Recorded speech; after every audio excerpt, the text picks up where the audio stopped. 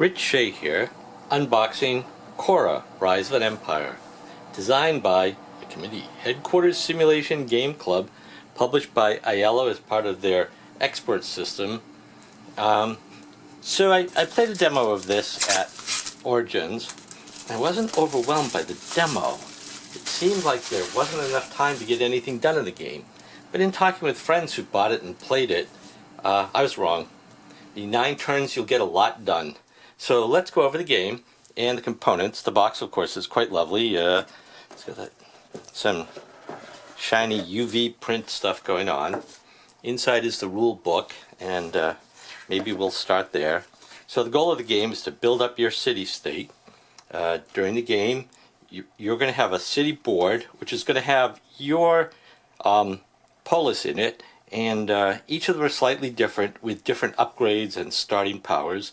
This part's the same. There's a track to increase your economy, your culture, your military. One of the important things is you can free up a third dice to use in the game, which will give you a lot more possibilities, as you'll see when we go over it.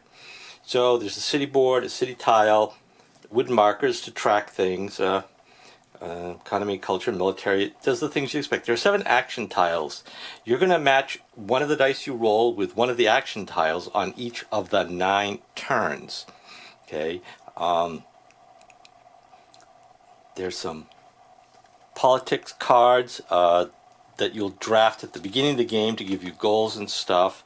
There's some achievements, so you can try to get there first. Your 2 dice, some money, a 90-point marker in case you exceed that. Okay. So when you set up the board components, there's a track for your citizens, tax rate, glory, and the number of troops you have. A place to mark the achievements when people get them. And there are things, I think it's called exploring, but it's actually going out and sort of conquering stuff with your military. You can get some benefits and points from doing that. And they're on the central board. There's lots of cards.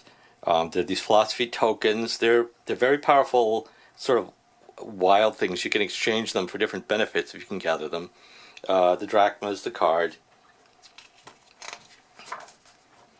And gameplay in a round, there's going to be an event each time.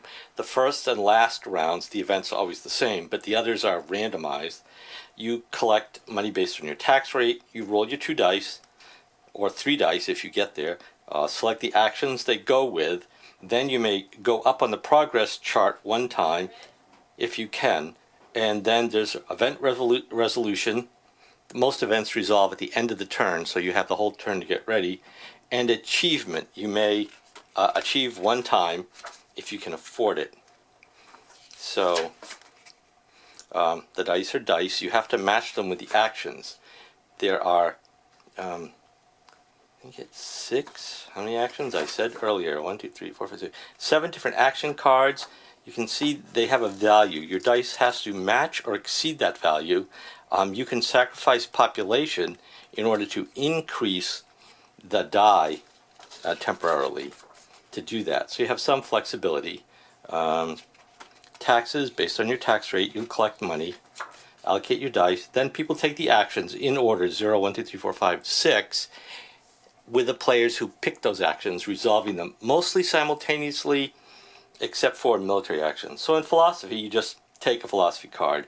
For legislation, you can get some population, yes, and buy politics cards from the deck. For culture, you can earn some victory points. For trade, to get some money. Military, to get some military strength. And I believe go on an explore action. Politics lets you play the cards, right? Yes. Play the cards that are in your hand. That's the action you need to do that. And for 6's development, you can unlock the next development. Each city-state has a set of developments. Oh, what?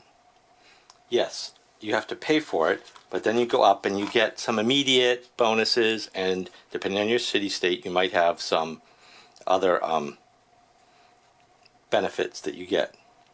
So Then, during the progress phase, you can improve a single one of the tracks over here by paying the cost for the next level. Okay, oh, here it is. It's shown in the hole on the space on your tracks, how much you have to pay. And then you get the benefit you get for crossing the line. In this case, you would increase your population by 3 when you go from here to here. The one over here, when you go from here to there, you're going to get that third die, which sounds pretty important to me. And then the event's resolved.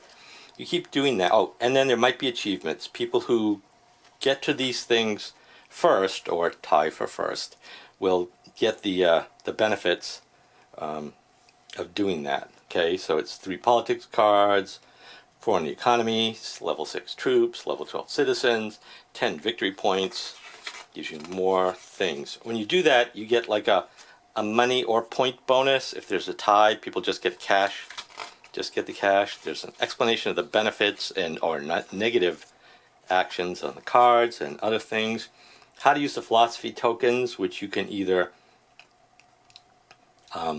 give yourself 3 more citizens, or you can pretend you are less for a pair of them.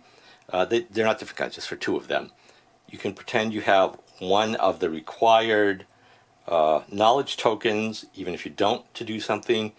Or during progress, you can spend philosophy things and, of course, the other costs to do more than 1 progress during the progress phase. The game ends after 9 rounds. There's some final scoring, and it's done.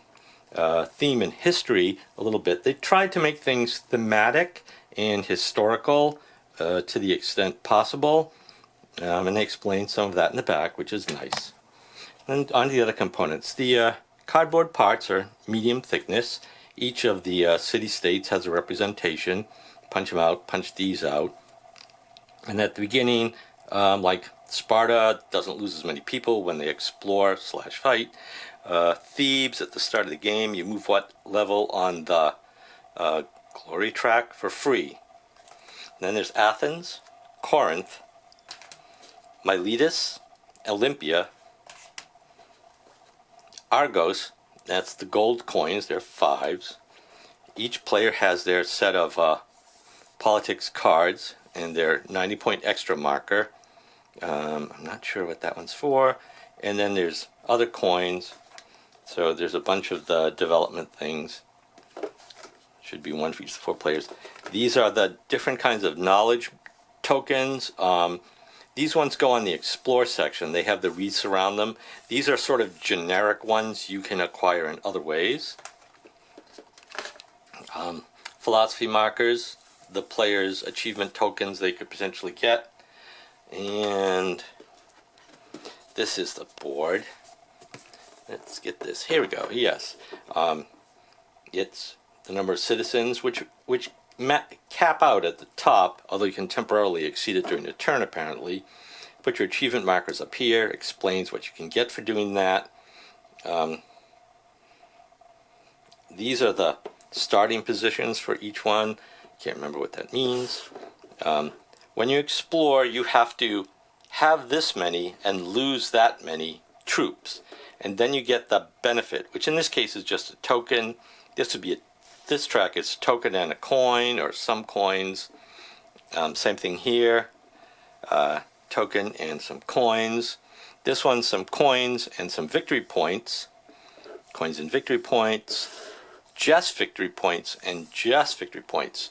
And they get more expensive. Like this one, 3 coins, 3 victory points. You have to have 8 troops. You lose 7 of them. Sounds like the siege of Syracuse. And the very last one on here is Persepolis, where you get 3 tokens. But you basically send everybody. I guess it's Alexander the Great and his army march off, and they never come back.